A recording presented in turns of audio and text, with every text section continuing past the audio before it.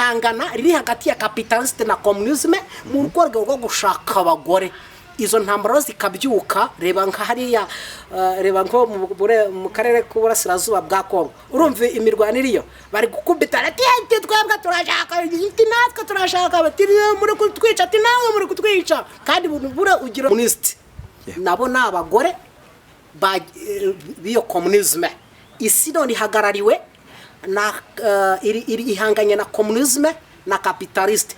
Mu gihe byatangiye ihanganye na Seleucide na Ptolemy, umuryango wa Ptolemy, politiki ya Ptolemy na politiki ya Seleucide. Ubu none yisihanganye na politiki ya capitaliste n'iya communiste. Niho kasikasi nikusi bigeze none. Ntabwo najyamo rwose ngo nge kutondora ngo nge mbabwira impinduka zageze baho. Oya mubabarire cyakwa hari ibice bitandukanye tugenda dukora n'ibindi tugenda dukora ku isi ya Bibiliya by Komisenge Martin muzageraho murebe muzabihasanga. Muri kasikasi nikusi rero kuko byatangiye ari amajyaruguru ya Israel n'amajyepfo ya Israel. Ubu none muri binyejana by'isaho bigeze kubera ko nubundi ariho byatangiriye. Israel yawe spreadings niyo mpamvu izo ntambara zigiye zikagera hirya no hino mu isi ariko zitangiriye muri ubu burasirazuba bwo hagati n'ubundi kuringira gushyira imbere imana y'ibihome. Imana y'ibihome ko buri kantu kari gushaka ngo mfite ko intangaho intuza nshoti mureka twe tutatinda muri intuza nzabyibuka ku bindi bice nzabya mbyibuka ku bindi bice kuko ngiye guhita ko njya kutwenterpreta imana y'ibihome yariyo ubwo byahita binsubiza hirya muri mwenza mbere ya Kristo ku gihe cy'ubutegetsi bwa Antiochus Epiphanes. Ubwo ngahita ngaragaza igihe imana y'ibihome yatangiriye kugeza amagingo aya. Murekere tutabigira birebire nshuti dukurikiranye. Uko ibihugu rero bigenda byemera izi politiki zabambatse ibihugu ni ibyo nibyo bigenda bikurura intambara mu isi. Noneho ati twebwe dushyigikiye uko izi politiki zigenda zishaka abagore. Ya politiki ya capitaliste uko igenda ishaka abagore na politiki ya communism uko igenda ishaka abagore mu isi. No uko gushaka abagore ni ukugenda bashaka ibihugu byemera gukurikiza politiki yabo. Noneho niba politiki ya communism mu isi ibihugu bimwe na bimwe byo hirya no hino mu isi byemeye gukurikiza iyo politiki ya communism, ubwo icyo gihugu kibaye umugore w'iyo politiki. Noneho politiki ya capitaliste mu isi abaharanira inyungu zabo bwite. Noneho igihugu cyemeye gukurikiza politiki yabo nabo ubwo bakaba babaye abagore biyo politiki. Uko niko Daniel yabwiye na marayika hangana riri hagati ya capitaliste na communisme mu rwego rwo gushaka abagore. Izo ntambara zikabyuka, reba nka hariya reba nko mu karere k'uburasirazuba bwa Kongo. Urumva imirwaniriyo bari gukubita ati twebwe turashaka iti natwe turashaka bati muri kutwica ati nawe muri kutwica kandi bura ugira ibicumuro byayo bitatu cyangwa bine ko Uwiteka atazabura kuyiha igihano cyayo ko umuringa azahateza inkongi y'umuriro ukahashumika. Kubera ko nabo ngo batatiye isezerano ry'ubuvandimwe nabo bafata abantu b'Uwiteka babaha Edomu nguko Tiro nayo yabikoze. Iyi Gaza mu 1922 reka tuvuge mu ibinyejana byacu tutangire mu gihe cyazampatse ibihugu zakurikiza z'ubwami bwa Babylon kuza kuri Mede na Pars kugera ku Bugereki kuza kuri Roma kuva kuri muri 30 kuza kugeza amagingo aya. Uko izo empire zose zagiye zikurikirana zagiye zitanga ibihano kuri Gaza ariko mu rwego rwo section aho ngaho baraza gushyira muri comment wakomeza nta kibazo aho ngaho rero aho nari negereje narengeze ngo ngere kuri uyu murongo uvuga ngo kuko muri iyo minsi hazabaho umubabaro utigeze kubaho. Uyu mubabaro rero ukwiriye isi ari nacyo cya kibazo twaganireho bavuze ati wahere umbaza ngo ikuki intambara zo mu isi zigenda zisatira abantu b'Imana zikaba zenda no kuba birandura. Izi ntambara zigenda zisatira abantu b'Imana zenda no kuba birandura ni kwa guspreadinga kwa gikapitaliste igenda ishaka abagore mwisi na communism na igenda ishaka abagore mwisi. Ariko communism yo hari umurongo Daniel yari yaravuze wa mirongo mirongo 38 je pense que wiganye umwe afite ya giseruside undi afite ya gipotreme none ntabwo zigomba guhura rero uko byagenda kose hagomba kuva mwimwe izigaranzura indi kandi kugira ngo yigaranzure Yesu ubwe niwe uzagera igihe akaza agashyiraho stop nzabwira uburyo bizaba stop akazashyiraho stop noneho bikaba uwo mubabaro ari nacyo gihe kigabanywa ry'iminsi kuwo munsi twavuze ku murongo wa 22 w'igice cya 24 cyo batumwa bwiza kwa siko bwaditswe na Matayo. Iyo minsi yabitagabanijweho ndi hajyaga kuzarokoka numwe ariko bw'intore iminsi zagwanywaho noneho rero kuko turagira kuwo murongo turacyari ku murongo wa 21 uvuga ngo kuko muri ya minsi hazabaho umubabaro mwinshi utigeze kubaho ngw'imbane nyine ubwo iyo Phoenicia ikaba ikubiyemo iyo mujyi wa Tiro ndetse na Sidoni. Igihe Yesu yajyaga mu gihugu cy'Itiro na Sidoni uribuka ko haje umugore akamubwira ati mbabarira unkiriza umwana ati se ndamugukiriza kubiki ati nyine hari ikintu cyakize kikamuniga mbabura umunkirize rwose Yesu aramwihorera aramwerekomye arigendera. Aba Petero bagumya kuvuga ati ariko mwigisha wamubwiye umugore akatuva inyuma akari kudusakuriza cyangwa se mumukiriza nyine atuva inyuma agendera kudutesha umutwe arabahindukiye ati pa wa namwe muceceka ntabwo natumwe ku bandi kereka intama zazimiye zo muryango wa Isiraheli gusa. Ati okay twigendere rero wa mugore agumya guhatiriza ati ariko mwigisha wangirije umwana nawe aramuhindukirira tumva wa mugore ntago binkwiriye gufata ibyo kurya by'abana ngo mbigaburire inyuma we nyako andi mahanga yose yindi bizose n'amoko yose bura bwoko bwatoraga ko turi ngibibwa bya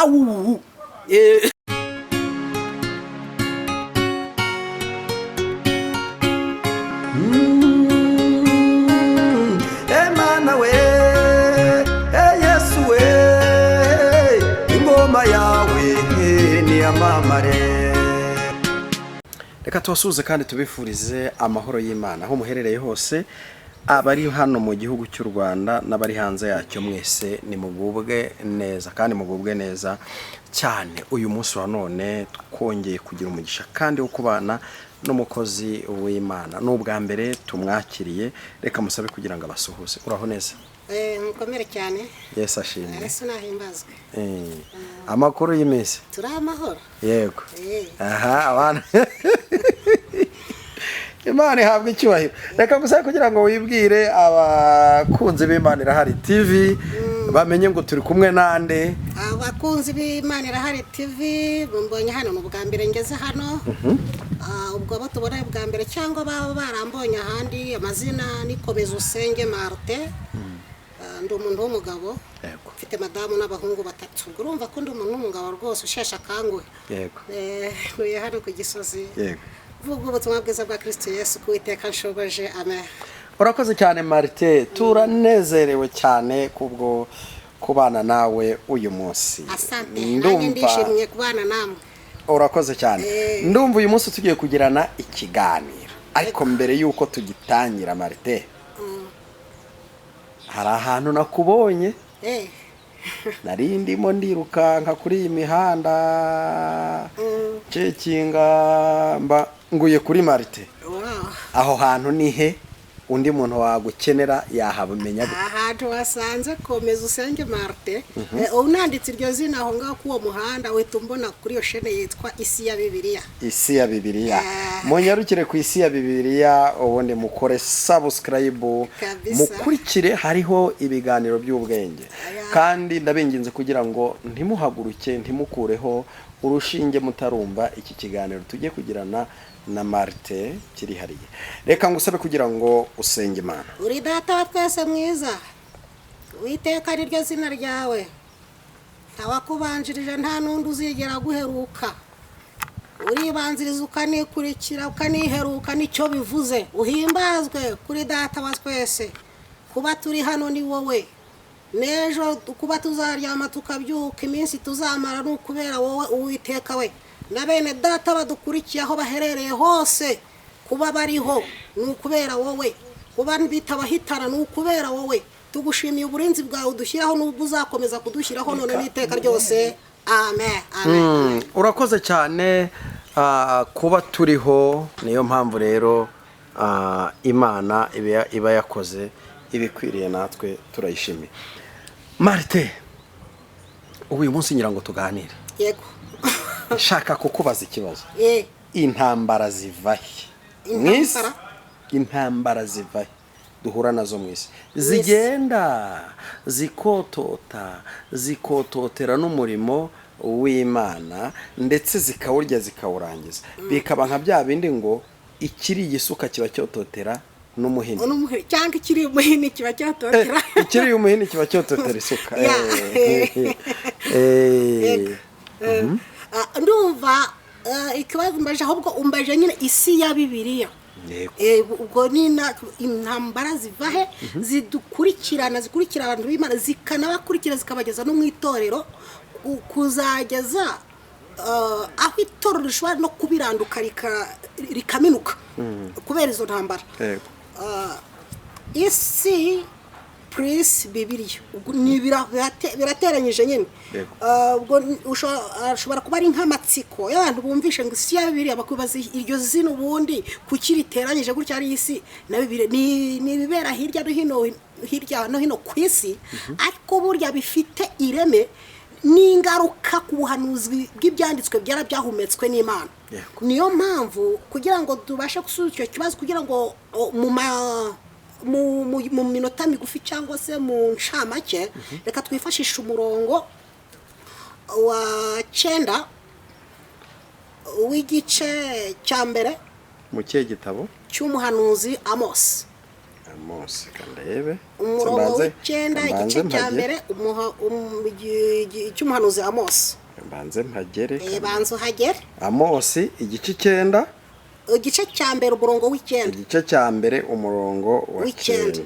Umuhanuzi Amos hagira hati, Uwiteka aravuga ati, ibicumuro 3 by'Itiro ndetse 4 bizantera kutabakuraho igihano, kuko abo bajyanye ari imbohe bose babahaye Edomu, ntibibuka isezerano ry'ubuvandimwe.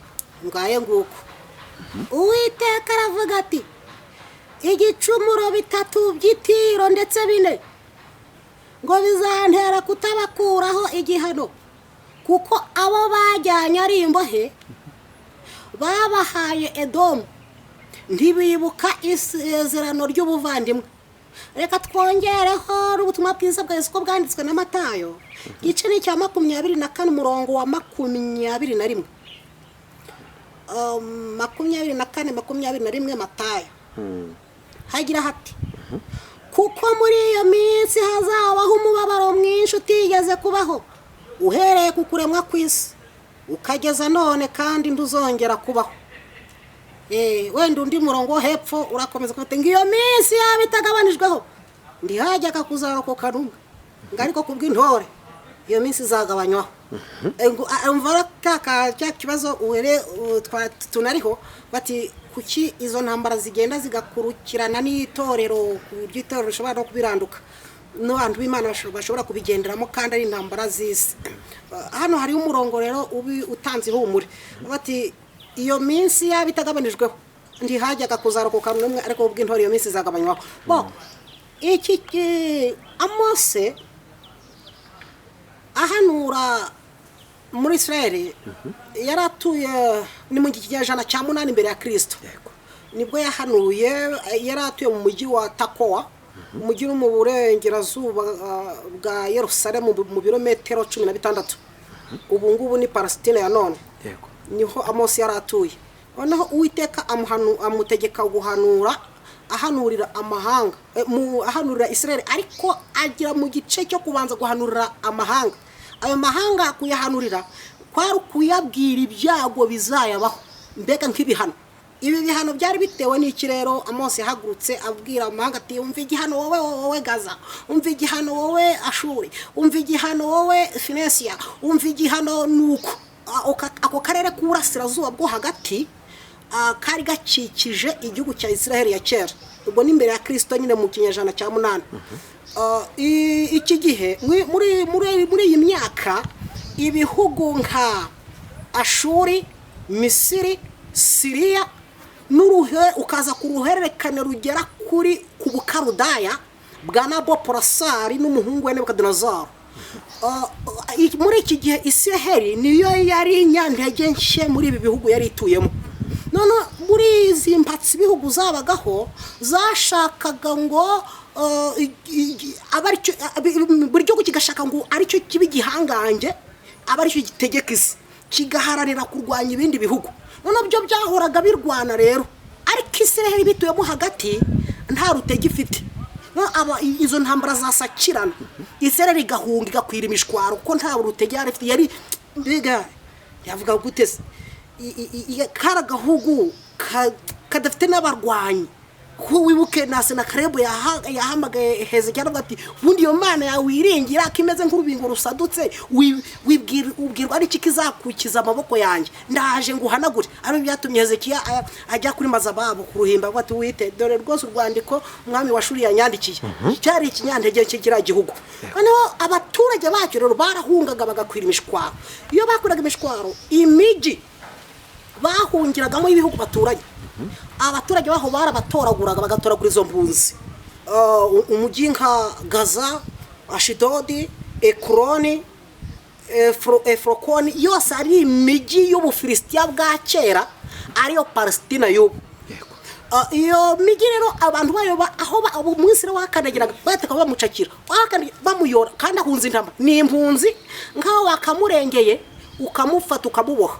Icyo abamazagare n'iki barako babirukankana Edom bakajya kubagurisha bakabihera ibiceri n'ahandi nuko ibyo ngibyo rero bikababaza Uwiteka ko impunzi iguhungiyeho aho kuyirengera urayigurishije.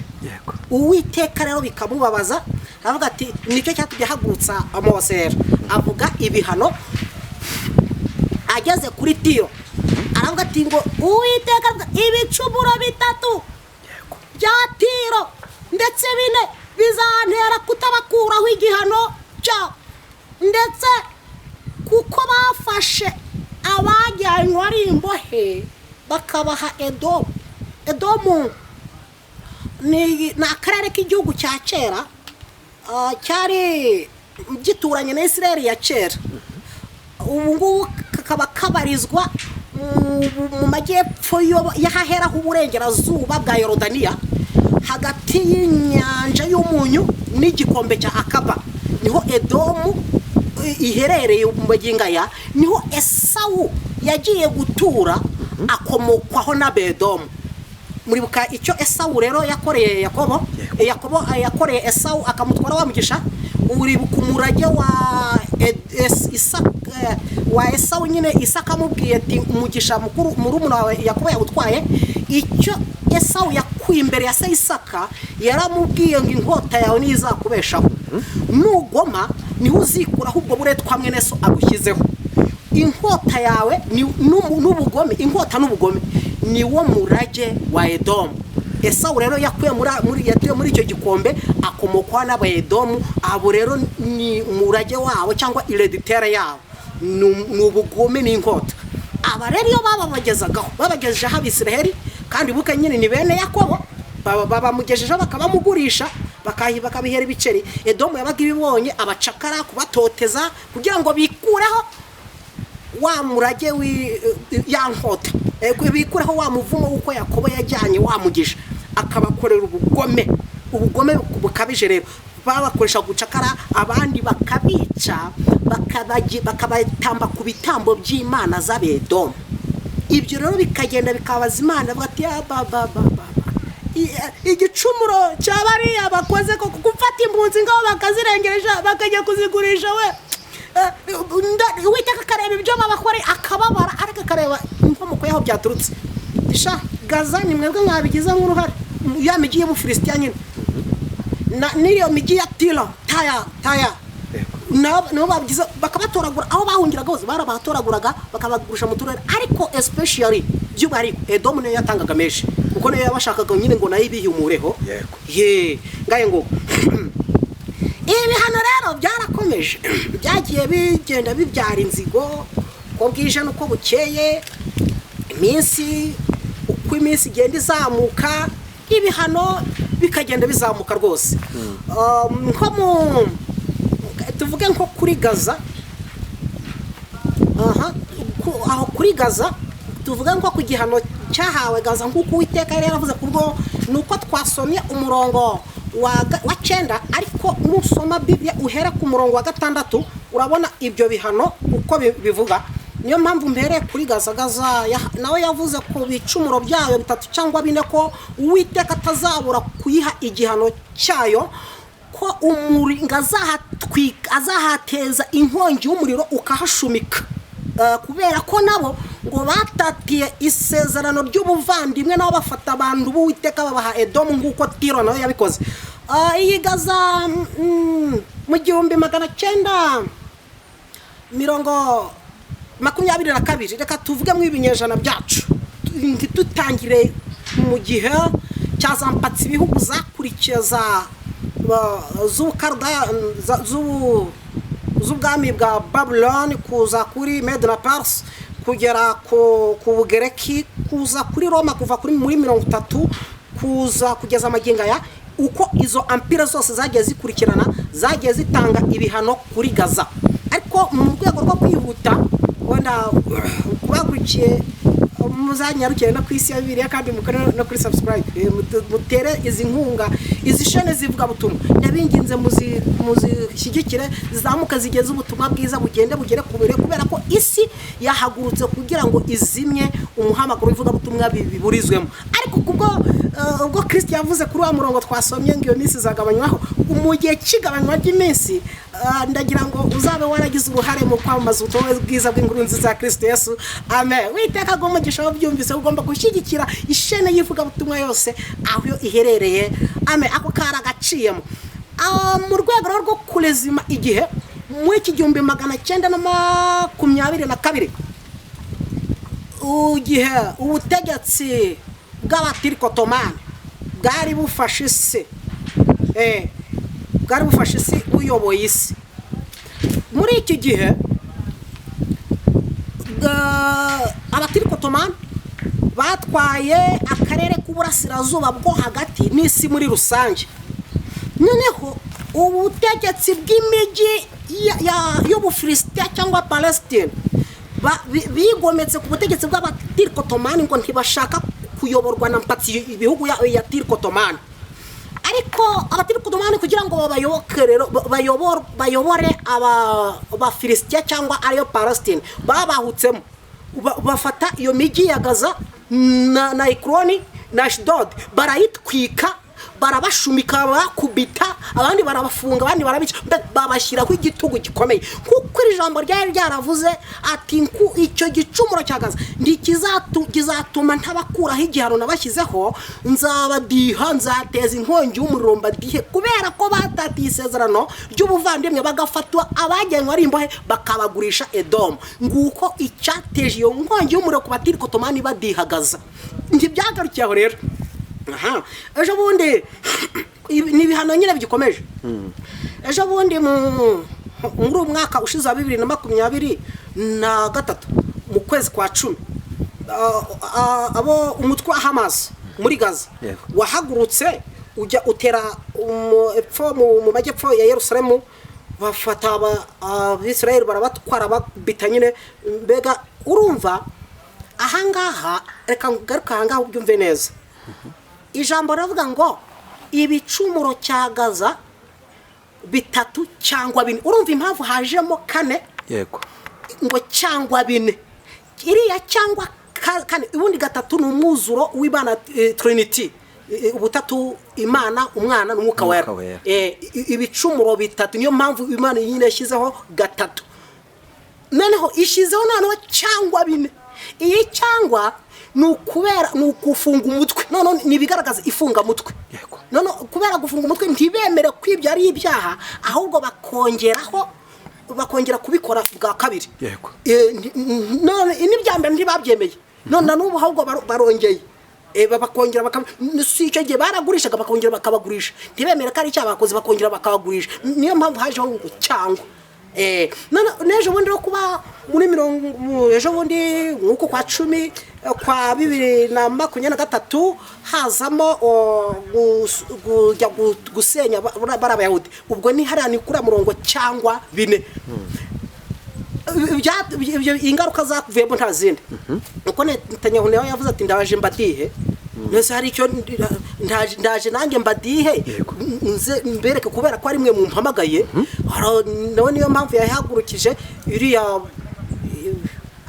IDF nyine ya Israel ikajya muri Gaza igatwika nyine gakongora jusqu'à magingo ya intambara ziracyarimbanyije muri Gaza ni kubera igicumuro cya Gaza 3 cyangwa 4 bizatuma ntabakuraho igihano cyawe saho noneho ndeka tuve Gaza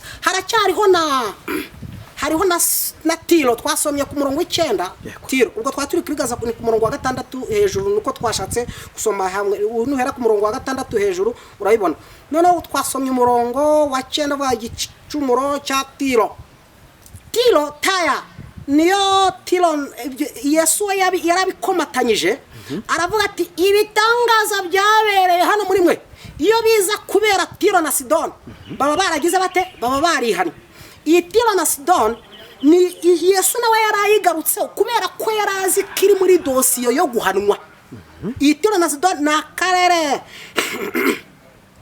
mwendi magambo make na karere ka Phoenicia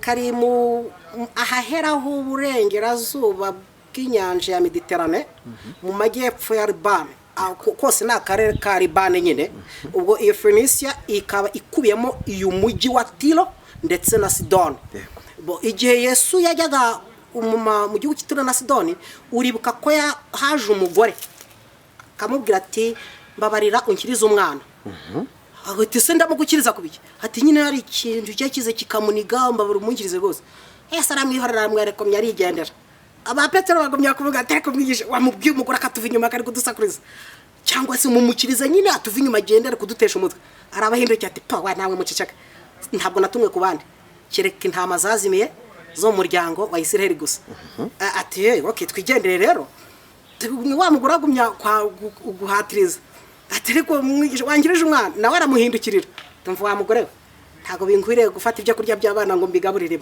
inyuma we nyako andi mahanga yose yindi bizose n'amoko yose bura bwoko bwatoraga ko turi ngibibwa byawu ko tutari kabantu nyine andi moko ze bakayabona ngo ngibibwa kubera ko ari ubwoko nyine bwatoranijwe ariko bw'amaraso ya Kristo natwe turi abantu amen haleluya Imana ishimwe cyane wa mugore agumya kwensista ariko atariko nibibwa nabyo bishobora kurya ubuvungukira buvuye ku meza yabashebuje ndiyo aragatera mugore ndabona ukataza cyane ugira ufite kwizera rwose gupusa kubera ko unkozeho ngaho genda umwana wawe arakize arabukiza impamvu ki uyu mugore yari yamaze kumenya ko Yesu ari kugenda imirimo we ari gukora ibitangaza mu karere k'iwabo ageze ni wabo aravuga ati ubwo ageze iwacu ntabwo ari bubure kugendera aho ngaho reka ngiye mwirukanga inyuma ndebe ko hari icyo yankorera ariko Yesu ntabwo yari yibagiwe ko babagiriye ubugome icyari kimugenderanye ruguriya nyine n'intama zazimi zampunzi zose zari zaragiye zitatana mu bihugu baturanye na Isiraheli kubera za ntambara zo mu karere k'uburasirazuba bwo hagati Yesu rero yashakaga ngo agarure imiryango yose ayihurize hamwe ko ntandukire se mana yanjye umama oya icyagihe igihe bari bavuye muri Egiputi bagiye kwambuka Yorodani hari imiryango ibiri yavuze ati twebwe ntabwo dushaka kwambuka Yorodani mutureke twiturire hano hakurya mu iki kibaya kiranetse Yesu niba Yesu avuga ati muze mbanze mufashe bene wanyu kurwana bagere Kanani wenda mujye mwakigarukira ko mufashe bene wanyu iyo miryango rero ntabwo ari iriya miryango ibiri gusa yonyine yasigaye hakurya ya Yorodani. Hari n'indi miryango yagiye igera mu gihugu ikabona ubuzima bakibakatarasa bakigira ahandi. Yesu rero yashakaga ngo iyo miryango yose yongera ayigarure ayihurize hamwe kuri wa murongo yari amanutseho n'ubundi vuga ngo kugira ngo abaheke nzakora ikindi gice avuga ngo yemwe abona ahetse imvi zanda z'iburiyenzi nkibahetse. Yaragiye kugira ngo ngaheke ya miryango y'amacakubiri ya Samariya na Yudaya. Ko uribuka ko kuri Yeroboamu na Rehobowamu igihugu cyari cyaragawemo kabiri, Samariya na Yudaya. Yesu yaragiye kuyaheka yose rero ngo yongere kibe Isiraheli. Nuko nicyo cyakitumaga azenguruka mu bihugu byo hirya no hino. Nicyo cyakimugejeje Tiro na Sidoni. Ntabwo yari ayobewe ko hariho igihano cya Tiro ifite igihano rero.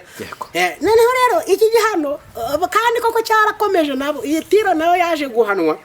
Nko dufata nk'urugero, ntabwo ndi bujye mu binyejana bya kera cyangwa muri mweza musakera, ndifatira mu bihe byacu bya hano muri binyejana byacu kugira ngo tubashe no gucaguranya. Mu gihe cyo mu 1973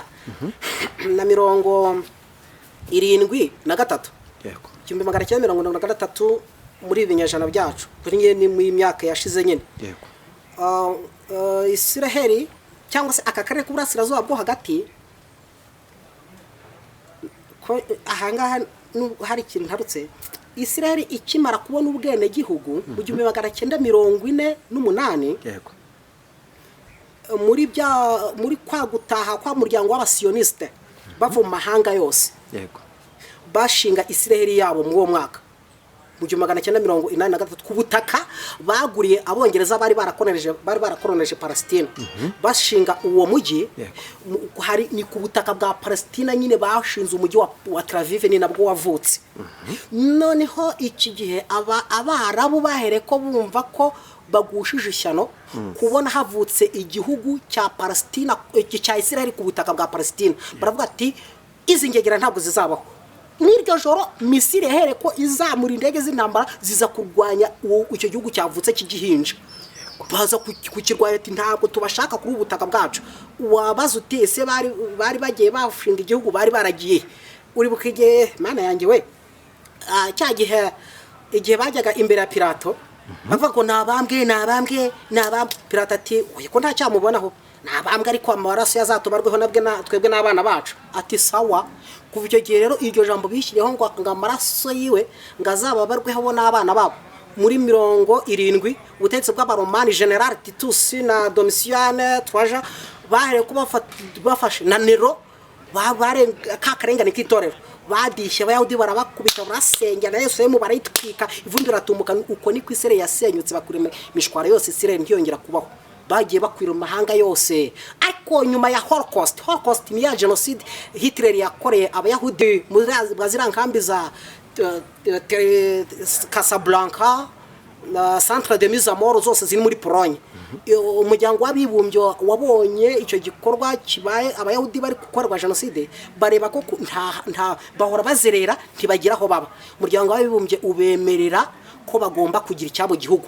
Uko niko batangiye gutaha bajya muri Palestina mu 1948 bashinga Isiraheli yabo. Ubwo ni nyuma ya Deuxième Guerre mondiale, nyuma y'intambara ya kabiri y'isi bashinga Isiraheli yabo. Iki gihugu kivutse rero nibwo abarabu bavuna mu baragarutse rero tubadihe rero.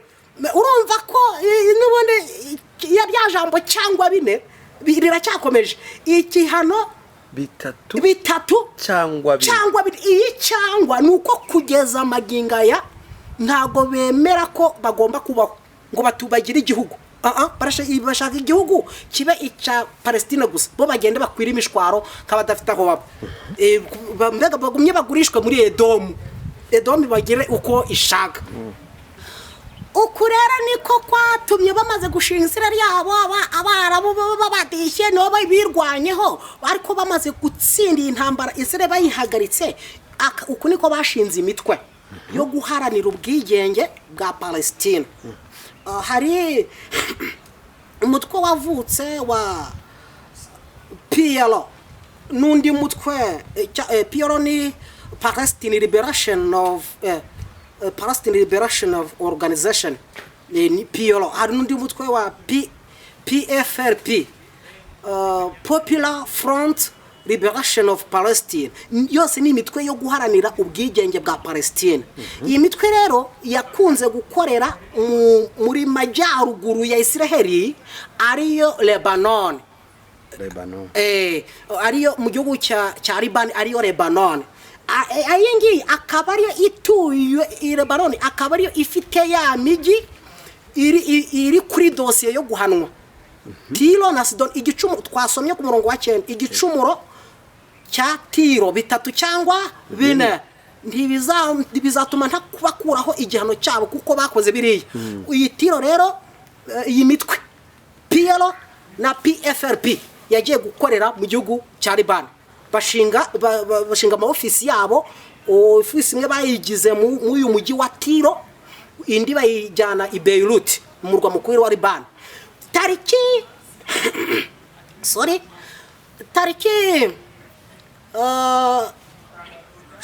z'ukwa 4 1973 Abayahudi baravuze ati ibi ntabwo bigomba guhoraho, kuko iyi mitwe ya PLO ihoriza gutera amajyaruguru ya Israel ngo n'imbunda ya Galilaya, igatuma abaturage basire bakwira imishwaro. Ubu none ntabwo ari cyagesha cyo kuvuga ngo murajya mudufata mutugurisha aho mushaka we mudukwiza imishwaro. Ubu none twarakuze, ntabwo tukiri banyamukesha, ntabwo tukiri agafuka imvugo rimwe. Reka natwe twihagarareho. Ibi kintu cyo cyatumye bahagurutsa igitero bise Operation Spring of the Youth, umunyaruko w'urubyiruko se cyangwa se ukubaho k'urubyiruko kijya ihaguruka ijya kurwanya ya mitwe iri muri ka gace ka Phoenicia muri ya Tiro na Sidon. General bwana Colonel Amon Ripken Shahan yahagurukije batayo y'aba Silent Matikar. Ni umutwe nyine w'aba Silent Matikar bahagurutse bajya kurwanya ya mitwe ya PLO ikorera muri Palestina ko muri Liban. Ariko n'ubundi ikorera Liban, ariko inakorana no muri Palestina kuko nabaharanira ubwigenge bwa Palestina. Impamvu bagiye gushinga ibirindiro muri Liban ni ukubera nyine kugira ngo babone uburyo barasukira mu majyaruguru ya Israel. No, amazi iki gitero Spring for the Youth kiyobowe na Lieutenant Colonel Bwana Amos Ripken Shahan. Binjiye mu bwato, moteri y'ubwato ikaraga amazi y'inyanja, ifata umuvumba wari ku gicikira cy'inyanja Mediterane, barazamuka bwedu icyo gicikira cyose batsikwa ku bwato ku mwaro cyangwa ku mweya cyangwa ku ngombe y'amazi mu gace ka Phoenicia. Aha ngaha rero abakomando bomoka mu bwato, bamwe bafata imihanda berekeza i Beirut, abandi berekeza Tiro na Sidon. Uko Yesu yavuze ngo iyaba ibitangaza byakorewe hano muri yari kuvuga siribuka muri Kapernaum, uki mutari kunyibutsa, ariko iyaba ibitangaza byakorewe muri Kapernaum wowe, iyo biba byarakorewe Tiro na Sidon baba barihanye. Icyo Yesu yaravuze nye baba barihanye cya gicumuro cya 4 baba barakihanye. Noneho rero uyu mujyi Yesu yari bikomatanyije yombi Tiro na Sidon. Niyo mpamvu bwana Colonel Amon yazanye batayo y'abaserante Matikare bajya kwata ku mujyi wa Sidon na Tiro. Niwo hari office y'aba PFLP bobo guhungabanya wa mutekano w'amajyaruguru ya Israel. Kandi koko yabagezeho asanga nabo aba PLO nabo bari maso, barakomeye, babyiteguye. Intambara iravuka iryo joro, cyakora uyu mutwe w'aba PFLP ukorwamo nyine barabarimbagura na yanzu bari bakoreragamo nka office barayituritsa, kubera ko Uwiteka aravuze ati nzashumika umuriro kuri iyi migi ya Tiro na Sidoni na Gaza, kuko batari bitse ijambo ry'ubuvandimwe bakagurisha abajyanwa ari imbohe bakabaha Edomu. Inzu barayiturukije. Icyakora no umugabo uyu mugabo yari atwaye nabo babishemo babiri kuko nta usangira n'udakoramo none abari bari mu mujyi wa Beirut nabo muri iryo joro bagiye kurwanya abayobozi bari b'umutwe wa PLO nabo i Beirut nabo bari bamaze kubarimbagura abagabo muri presse yagomba kumara iminota 20 yamaze 30 barongera barataha bamwe bajya ku bwato kuri bwa bwato abandi indege hari izo ndege ziba zije kugira ni umusada ziba zije gutanga umusada zaje ziha wa colonel Amon Lipkin Shahan ziha umusada arakobuteri zitwara abarwanyi biyobye bamwe baca y'ikirere abandi baciye y'ubwato barataha rwose igikorwa cyo guhana bagikoze ni ngo nyine babyita guhana bagendeye kuri catalogue biblique babyita guhana niyo mpamvu ibiba none n'ibyabaye n'ibizaba mu gihe kizaza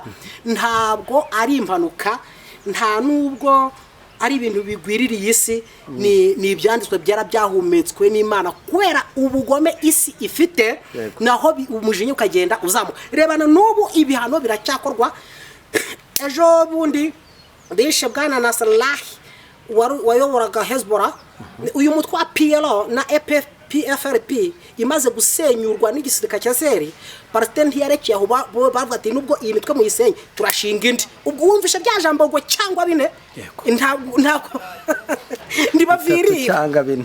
ntabwo bavirira nyine bongeye nubwo bahise bashinga undi mutwe wa Hamas bashingana Hezbollah PFLP ivuyeho na PLO bivuyeho bashinga Hamas na Hezbollah ni bitatu cyangwa bine mbega nuko utavirira nano muguno ko kutavirira kugira ngo basenye Israel iveho nase bo barajyaye barashaka ngo ntibagira igihugu ngo ubutaka ngo n'ubwa Palestine nase bo barajyaye ntibageraho bavuka ni intambara zo nizo mu karere k'uburasirazuba bwo hagati ariko ziraza kugenda zigira amashami aya mashami rero nuko havutse Hezbollah na Hamas aribyo bibandanyije bibigejeze muri iki kinyarwanda cya none cyangwa mu binyecumi by'imyaka ya none ubwo urumva nahereye hafi kugira ngo tugabanye ku kibazo cy'iminota muri binyecumi cya none ntabwo nagiye hirya neho aya mashami ashamika gutya rero kuri Hezbollah na Hamas bamwe isi urumva reka ngubwire Daniel hano ram yavuze Kaskasnikus Kaskasnikus ariko byo reka tuzafata undi munsi nta kibazo komeza umbwira uburyo zaje zikarinda zinjira no mu biyaga bigari uragenda uvunagura rwose kugenda mvuganagura mu biyaga bigaraburaho n'umwihariko ni kuri uho n'umwihariko buriya ni kuri Operation Havila uziko mfite umwana wanjye wa kabiri w'umuhungu yitwa Havila umukuru yitwa Pishoni undi yitwa Havila undi yitwa Karenzi Carmel na amazina y'amageography nyine ubwo ndakumva ntacyo tuzafata umwihariko wacyo ariko uze kugera kurinda ubwo izi ntambara zije zikarinda ubwo zitaha nange ndagira ngo tugera ku murongo twasomye ngo yego kuko muri iyo minsi hazabaho umubabaro utigeze kubaho ntabwo nawibagiwe uwo murongo wa 21 w'igice cya 24 ubutumwa bwiza bw'uko bwanditswe na Matayo naho twawusomye ngo kuko muri iyo minsi hazabaho umubabaro utigeze kubaho uhereye ku kuremwa kw'isi ariko ntabwo uzongera kubaho ukundi umurongo wa 22 uvuga ngo iyo minsi yabitagabanijweho ndihajyaga kuzarokoka n'umwe ariko kubw'intore iyo minsi izagira ite izagabanywaho nangeza kuri aya mashami aturuka mu burasirazuba bwo hagati agaspreadinga mu isi yose akaba spread no mu isi niyo mpamvu nengeye gukomoza kuri Kaskasnikus cyangwa amajyaruguru n'amajyepfo ubu none isi irimo irarwana ni Kaskasnikus iyo Daniel yabwirwaga amajyaruguru n'amajyepfo bitangira yarabwiwe amajyaruguru y'igihugu cy'iwabo cya Yuda nyine yari Syria n'amajyepfo yari Misiri ubwo umuryango muri Syria hahagurutse umuryango wa cyami w'abaseruside ushinzwe na Seleucus wa mbere ni 14 mu majyepfo ari Misiri hahagurukira umuryango wa cyami w'Abaptoreme ushinzwe na General Ptolemy Regius. Aba ni abakomoka kuri Alexander le Grand.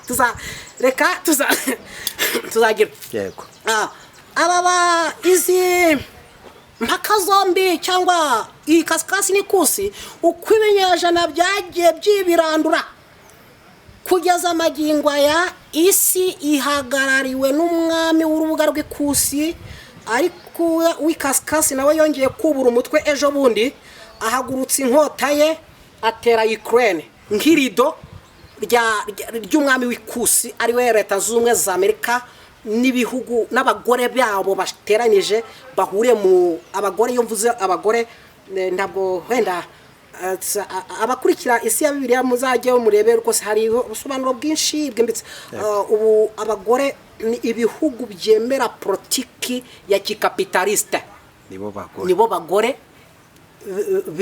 ba capitaliste noneho communiste nabo ni abagore b'iyo communisme isi none ihagarariwe na ihanganye na communisme na capitaliste mu gihe byatangiye ihanganye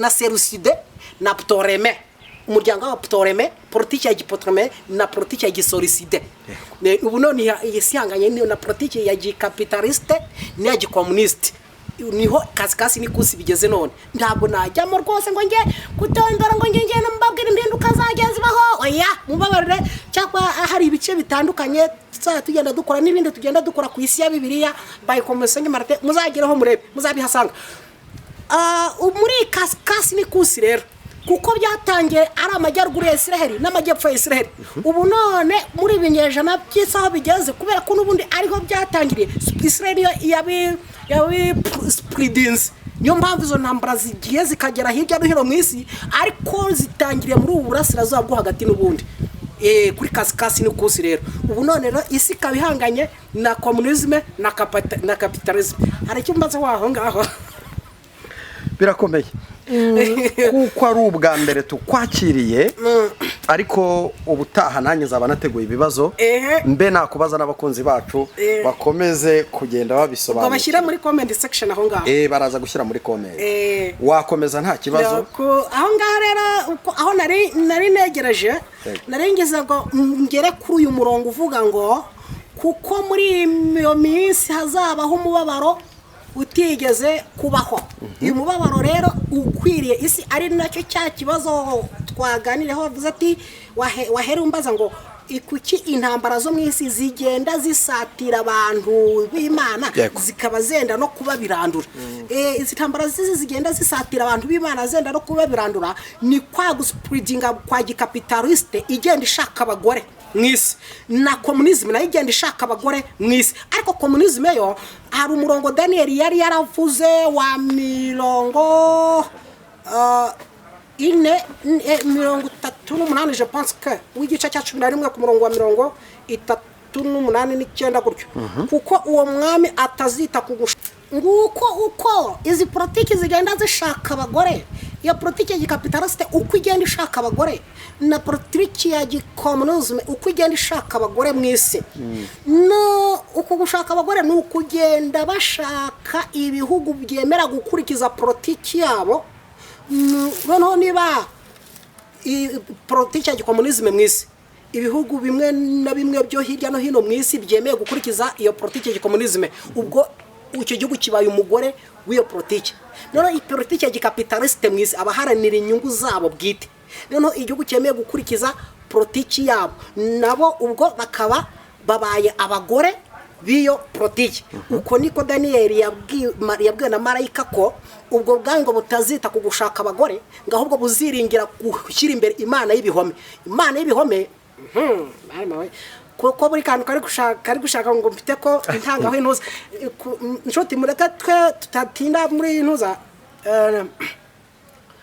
nzabyibuka ku bindi bice nzabya mbyibuka ku bindi bice kuko ngiye guhita ko njya kwenterpreta Imana y'ibihome yariyo ubwo byahita binsubiza hirya muri mwenza mbere ya Kristo ku gihe cy'ubutegetsi Antiochus Epiphanes ubwo ngahita ngaragaza igihe Imana y'ibihome yatangiriye kugeza amagingo aya rero tutabigira birebire inshuti dukurikiranye uko nguko uko ibihugu rero bigenda byemera izi politiki zabambatse ibihugu ni ibyo nibyo bigenda bikurura intambara mu isi noneho ati twebwe dushyigikiye abarusiya abandi natwe dushyigikiye abanyamerika kandi bafite politiki zigiye zitandukanye umwe afite ya giseruside undi afite ya gipotreme none ntabwo zigomba guhura rero uko byagenda kose hagomba kuvamo imwe izigaranzura indi kandi kugira ngo iyigaranzure Yesu ubwe niwe uzagera igihe akaza agashyiraho stop nzabwira uburyo